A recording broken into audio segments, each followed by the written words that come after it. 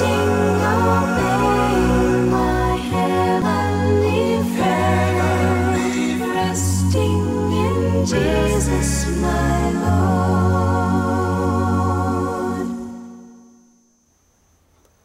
Hello, I'm Ricky Burse, the Executive Director at New Pathways for Children. New Pathways is a private referral, nonprofit agency dedicated to rescuing children who are living in crisis. Our mission is to minister to the physical, social, emotional, and spiritual needs of at-risk children in a Christ-like atmosphere. We operate group homes in order to bring children in out of harmful situations and give them a safe, secure place to live. We do that at no cost to the families or the children because we have generous supporters who believe in our mission and who provide the resources. We're glad that you've joined us. My guest today is Jan Jones, who is the Program Director at New Pathways for Children. Welcome, Miss Jan. Thank you. Glad to be here. That's good to have you. Tell us just a little bit about yourself, your background, your experience, and how you got to New Pathways. I studied education.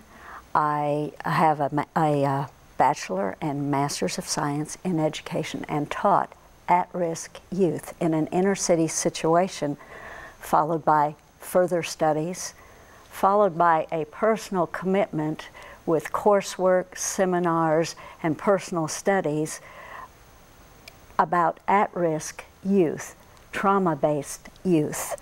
That's been just a personal quest of mine to get familiar with that topic. And so when able, actually in 2006, I became a part of New Pathways. Okay, when you first came to New Pathways, what were you doing? What were your job responsibilities? We all try to interact with the youth first, to get to know, to feel, to encourage them. Then later I moved to case manager, where I still was interacting in that manner, but also interacting with the public, with social workers, with parents, with different judges and different groups associated with that child.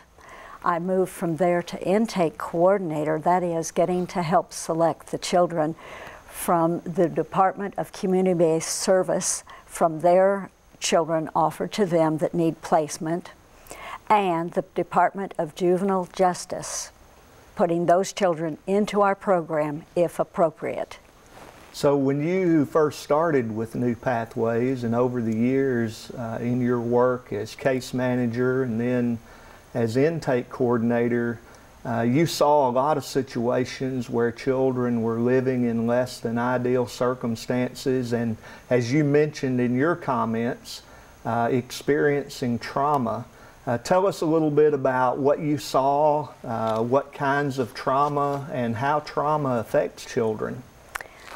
Trauma actually clinically is defined as physical or emotional injury, and that results in feelings of shock, terrifying, and overwhelming. The outcome of that is actually feelings of helplessness, horror, and so the child can't recover from that without a pronounced work towards that, no matter which it is. The children, the youth that we served at New Pathways, the older youth, were neglected. Their homes were in crisis such that they didn't have sometimes even their own natural parent in the home. And if there was a natural parent, it was one parent, it was the mother. But many times they were raised by a grandparent, a relative, a friend, a cousin, a sibling.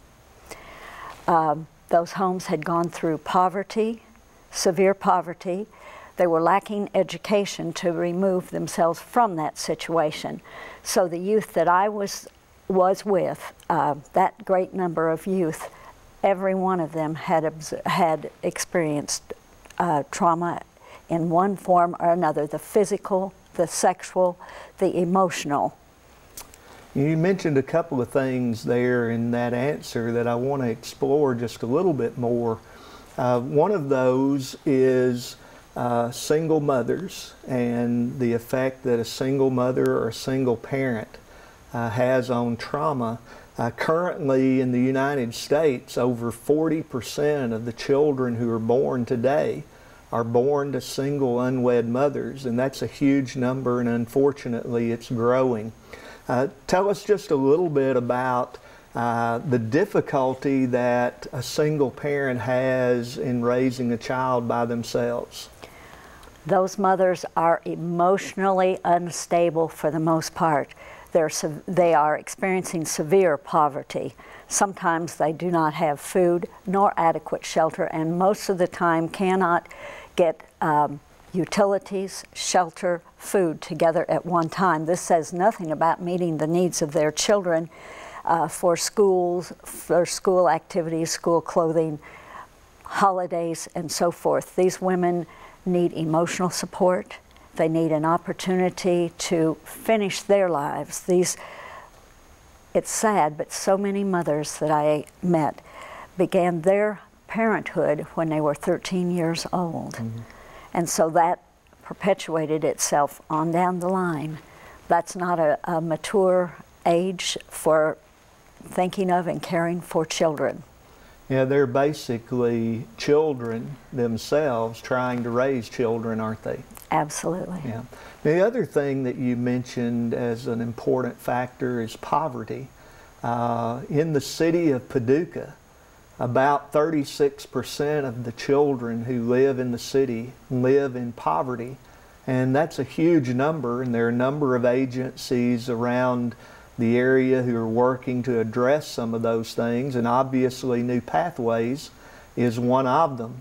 When a mother is not able to provide for those basic needs, one of the things that New Pathways offers is the opportunity for the children to come into a group home where those needs can be met. Food, clothing, a safe place to live, all of the emotional support that they need, school support. But there's also an important element that distinguishes New Pathways from some other agencies, and that is that New Pathways is a faith-based agency that has a spiritual component. Tell us a little bit about what that involves and how that works as a part of the program at New Pathways. First of all, our children are all enriched by community and spiritual means. We're served well. Our children are and mothers, single mothers, are very active in church classes, programs, fellowship. They're in and out of the homes of the kind people who would want to help them with their emotional needs and so forth. It's a strength, and our children, we pray. Our children are taught to pray, to look at their Bibles, to read their Bibles, short memorization. We're all about strengthening them spiritually so that we can move forward. Yeah, and that's one of the really important distinctions about New Pathways and about the program, is that it does look at developing the children holistically. As our mission statement says, physical, social, emotional, and spiritual. And so what I hear you saying is that the children not only have their basic needs met, but they're taught social skills. I'm always encouraged when I hear them saying yes ma'am and no ma'am and yes sir, no sir, and please and thank you. How important are those social skills and learning to interact with others in the right way? Immensely important. In fact, we really concentrate on constantly providing opportunities for the children to demonstrate appropriate social behaviors. That's what we do, provide opportunity for them to do right as we model it, as we direct and redirect. And in that thing of having all these opportunities for these children, we are working towards that long-term goal of changing their hearts and minds. Okay. Tell us a little bit about some of the activities that the children are involved in. What are some of the enriching kinds of programs and activities and things that they are a part of? Big subject.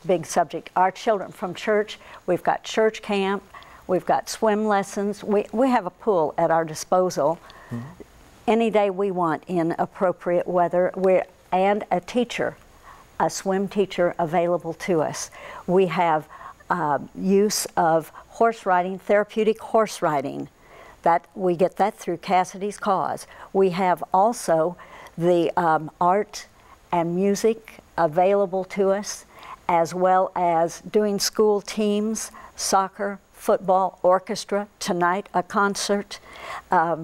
We're strong in all these things besides scouting. Let me think what I haven't covered. You've covered a number of things there, and it's obvious that the children are having a lot of opportunities. Would they have those kind of opportunities if they were still living at home in the situations they were in? Never, never. Our children were pleasantly thrilled to know that we are going to those school activities. We go once a month to a school activity. Without fail, we all go. Several workers with all of our children.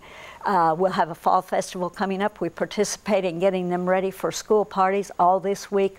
We have helped them to dress for different days, ending with the Halloween party and that costume. We're all about being with these children in school and every activity, and they have never had that before, so they tell me. Yeah. So what have you seen in their development and their growth as a result of those enriching kinds of activities? Phenomenal difference. I'm thinking specifically of two young ladies. One was 3 and one was 7 when they came to our facility. Very little conversation, not speaking. They learned to trust us. They enjoyed our enrichment, chatter, happy, full of hopes and dreams, very, very full lives, experiencing all that they deserve to experience. Yeah. Well, that sounds wonderful, and that's a part of helping them to grow and mature, to learn how to interact in a lot of different settings with a lot of different people. We're going to take a short break, and we'll be back to talk with Jan a little bit more about the program at New Pathways. Trusting, obeying my heavenly Father, resting in Jesus my Lord. Welcome back. We're here with Jan Jones, who is the program director at New Pathways for Children. Earlier, Jan, you talked about children who were older, who were a part of the state foster care system, but that's in the past for New Pathways. New Pathways no longer contracts with the state. Now, New Pathways is a private referral agency. Explain to our viewers what that means and what's involved with a referral. That means that anyone who has a legitimate concern about a child's safety, physical, emotional, can contact us. My number is to be published as widely as necessary. I'd like to hear. We have children who are referred to us by schools, teachers, of course, judges yet, policemen, neighbors, churches. We can take a referral from any source if someone has a legitimate concern about the well-being of a child. So let's say that a single mother has 3 or 4 children and she's been struggling and she wanted to seek some assistance and some help from New Pathways. What would be the process for her to go through to begin exploring that as an option? She would contact me. We would speak, and I would guide her through a phone interview. In that phone interview, I would be asking, what will I see on your background check? What is the nature of the challenges that you are undergoing? What are the ages of your children? What are they involved with? What's going on in your life? Do you have Medicaid coverage? Are there medical needs to be met? Are they emotional? Are they on medications? I'm exploring everything I can about that mother and her family as I am trying to get a background check, we're protecting the children and the other people in our care. So we screen closely, and hopefully they don't just see me, they see other people who will be working with them, especially someone who lives in the home with our single parent and child program, a supervisor, Amy Crawford. She deserves to be in on the selection, but we're looking very closely at whether they can comply with our program. We're not a shelter, we're a program where they agree to step up to a new standard of life, to join us in our Christian activities, go to church with staff, be frequent in their spiritual commitments, to leave behind the things that may be pulling them down as they step up out of poverty and bad relationships. We're not taking any of those things with us. We don't invite outsiders to campus. We intend to have a background check on anyone that even visits campus, because our thing is to provide this safety that that mother may need to heal. You know, sometimes mothers and family members don't even realize the risk that they put children in because of their choices or their activities. For example, sometimes drugs or alcohol are an issue in the life of a parent, and the people that they associate with might do harm to the children if they had an opportunity. So when a mother decides, okay, I need some help, she calls New Pathways. She gets in touch with you and she says, I want to place my children with you while I'm working on an issue. Maybe she needs to work on a drug or alcohol issue, or maybe there's a health issue, or maybe she doesn't have a place to live where she can take good care of the children. You bring the children in. Do you take custody of the children, or what kind of arrangement do you have with someone who places children at New Pathways? There is no legal custody. We have a voluntary guardianship, and that guardianship is so designed to give us the authority in every area having to do with school, medical, physical, and so on. We have permission from that to cover school appointments, medical appointments, dental appointments, and that has been respected. That has been respected by doctors and dentists. But each time I take a child to a new situation, I present that guardianship, that voluntary guardianship, with separate paragraphs about the physical, that I'm able to oversee physical, medical, school, and so forth. I present that to them. They're asking to see it to be sure, because I am not a biological parent of this child. If they have questions or concerns, I contact the mother. For the elementary school that we are privileged to have our children in, an ARC, that is an individual evaluation of the help a child may need, that requires me to go back and forth between the mother to bring her signature and paperwork stating that she is not going to be there, but she wants me in charge of that. That supersedes what was written in the guardianship paper. We're going a step further. So whatever is needed by anyone that serves us, it is either covered in the voluntary guardianship, or I seek permission from the parent. So this is really a partnership between the parent and New Pathways, so that the parent is able to work on some things that they need to get in better order in their own life while the children are being taken care of at New Pathways. The parent can know that all of their needs are being met. They can stay in contact. They can be updated about what's going on. They're, as you've said, brought in situations where school decisions are made.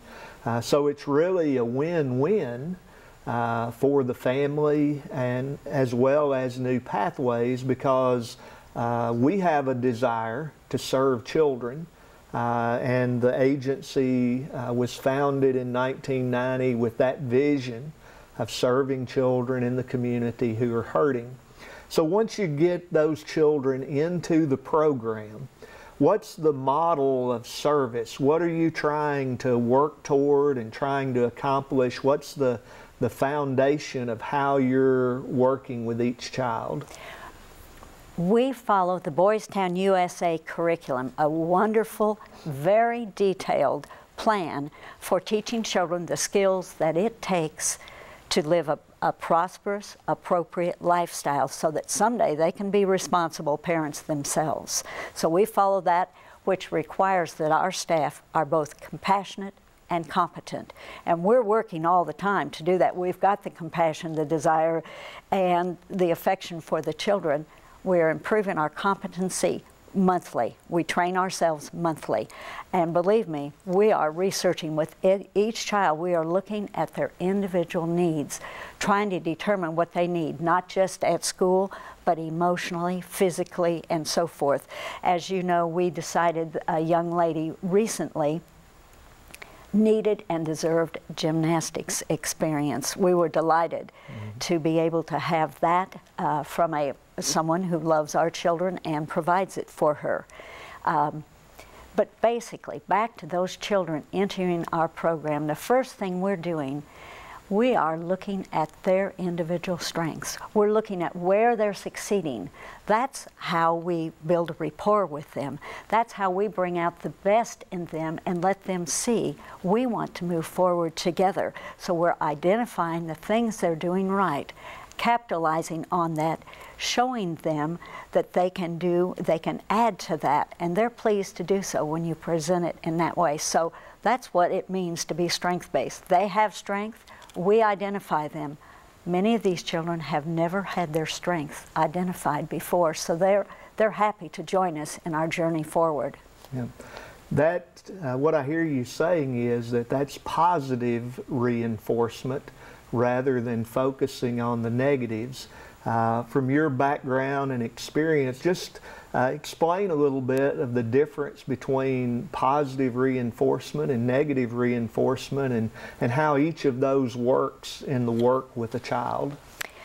Our children, I know very little about the negative because we avoid it so thoroughly, but when children are hammered for their mistakes, they're moving backwards. Their self-esteem is battered. Their poor little emotional selves are not able to want to prosper even.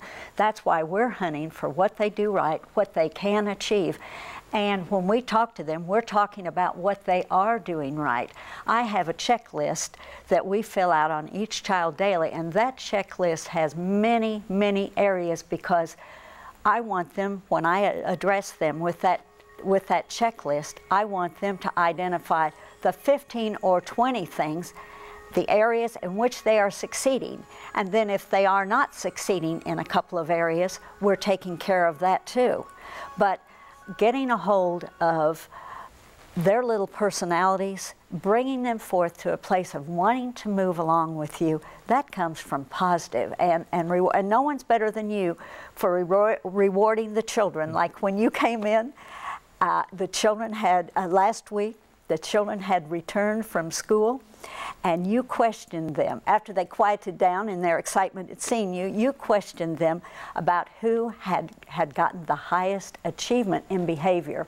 We're not talking about their academics. We're working on that, but we're talking about their ability to behave appropriately in that social situation. And you pulled out $1 bills, and the children with the children that got above a certain level each received $2 from you, and that was other children who had not done their best that day learned a little lesson there. So now the next time you come with your billfold full of ones, you better have more. That's called positive rewarding. So many of these children come from situations where they've been told you're not important, you're not valuable, you can't do it, you're no good. What does that do to the psyche of a 3, 4, 5-year-old child? Defeats it, keeps it from wanting or feeling as they can move forward. So that's why we're hunting so desperately, and watching them. It doesn't have to be a big thing. I can say, Josie, I like the way you're sitting on the couch. You're ready to go ahead of time. That child begins to beam a little bit. So it doesn't take major things, but those children are downtrodden and pushed beyond their ability to reach up and take hold moving forward when they do not hear their positive cited. Yeah. Now, you had mentioned earlier and talked some about neglect. And so neglect can sometimes be very small things, like just not acknowledging you're ready on time, you look nice, I appreciate your kindness, you did a good job. How can you incorporate those little things every day into affirming and building up a child? Easy, easy. We look at those children as ready to move forward if we will give them the chance, if we will acknowledge the good they do. And when we do have to redirect them, believe me, it's with reason, and it's minimal. We use the least amount possible. And when they come out of redirection, maybe a room time or something, we are congratulating them, welcoming them back, letting them know that we still love and want and are proud to have them with us. That sense of belonging, that we love them and we are going to hunt for the best in them. We are going to recognize what they're doing. Ask them about what they're learning. Focus on good things. And most of the children that are served now by New Pathways are younger children, elementary age. How important is it to get an early start in shaping children and some of those positive concepts in their lives? Very, very important. We are so pleased to take them from an adverse situation early in life where they are still capable of changing thoughts and feelings. And even that is done slowly with a young child. It's done over great lengths of time with persistent identification of what they are capable of and helping them to move forward. It's very, very important. We are serving children who have a great chance to succeed because of our early intervention, and that's why we are enjoying the younger children. It also gives us a better chance with younger children to be able to work with a larger number of children because they're less apt to be physically and verbally aggressive.